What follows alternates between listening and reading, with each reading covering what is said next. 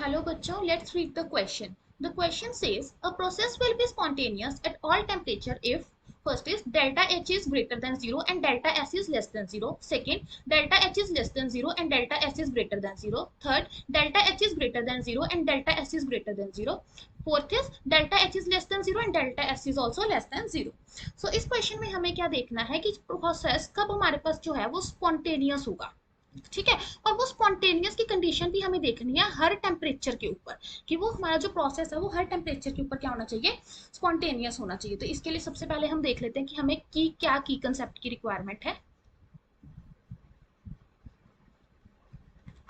तो इस क्वेश्चन को करने के लिए हमें ये चीज पता होनी चाहिए कि कोई भी रिएक्शन की अगर हमें स्पॉन्टेनिटी की कंडीशन देखनी है तो उसके लिए जो डेल्टा जी है, delta G is Gibbs free energy, वो क्या होनी चाहिए, नेगेटिव होनी चाहिए। और सेकंड हमें पता होना चाहिए कि जो डेल्टा जी है उसका फॉर्मूला क्या है। तो डेल्टा जी का फॉर्मूला क्या होता है, delta G is equal to delta H minus T delta S, ठीक है। डेल्टा जी इज गिव्स free energy, delta H is enthalpy change, delta S is change in entropy and T is the temperature. तो अगर हमें किसी भी reaction की spontaneity check करनी है कि वो स्पॉन्टेनियस है कि नहीं, तो उसके लिए जो डेल्टा जी है वो हमेशा क्या होना चाहिए, नेगेटिव होना चाहिए।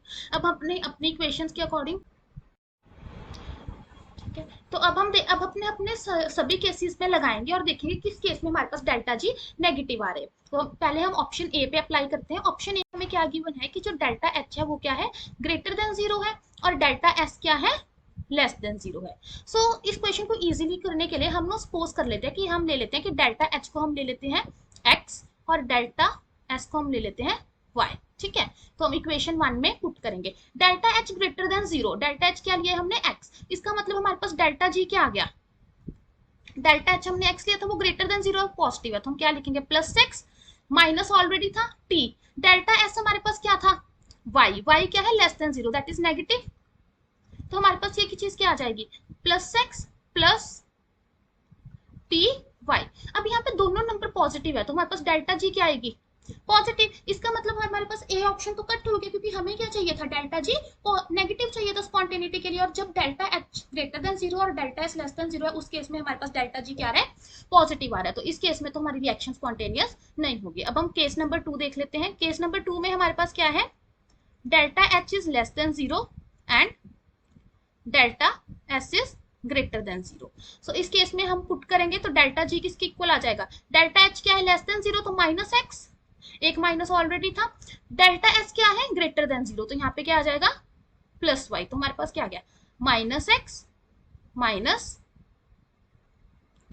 वाई, ठीक है। अब इस केस में दो माइनस है तो हमारे पास आंसर जो डेल्टा जी का है वो क्या आएगा ऑलवेज नेगेटिव, किसी भी कोई भी ऐसा केस नहीं होगा जिसपे ये क्या हो जाएगा पॉजिटिव हो जाएगा। तो जितने भी टेम्परेचर की कंडीशन होगी उस केस में डेल्टा जी क्या होगा नेगेटिव ही होगा। अब हमने ये चीज तो देख ली है कि हमारा ऑप्शन इससे बी आएगा, लेकिन हम ये भी देख लेते हैं कि ऑप्शन सी और डी जो है वो करेक्ट क्यों नहीं है। सो ऑप्शन सी में हमारे पास क्या कह रहे हैं delta H greater than zero and delta S also greater than zero, तो हम ऑप्शन सी को भी देख लेते हैं। ऑप्शन सी क्या कह रहा है delta H greater than zero and delta S also greater than zero. तो क्या फॉर्मूला था delta G is equal to delta H minus T delta S, तो हमारे पास ये ग्रेटर देन जीरो है तो हम कह सकते हैं प्लस एक्स माइनस टी, ये भी प्लस वाई, तो क्या आ गया एक्स माइनस टी वाई।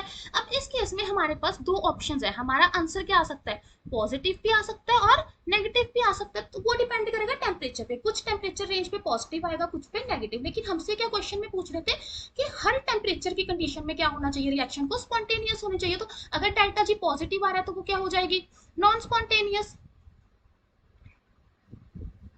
ठीक है। तो हमारे पास ऑप्शन सी क्या है कट जाता है। अब हमारे पास ऑप्शन डी क्या था delta H less than zero and delta S also less than zero, तो हम इस ऑप्शन को भी देख लेते हैं। हमारे पास डेल्टा एच भी जीरो से कम है और डेल्टा एस भी जीरो से कम है, तो डेल्टा जी किसके इक्वल हो जाएगा, डेल्टा एच नेगेटिव है दैट मीन्स माइनस एक्स, एक माइनस ऑलरेडी था, डेल्टा एस भी क्या आ जाएगा माइनस वाई, तो कितना आ गया minus X plus T Y. इस केस में भी दो ऑप्शन है हमारे पास, आंसर पॉजिटिव भी आ सकता है नेगेटिव भी आ सकता है, अगेन टेम्परेचर पे डिपेंड करेगा।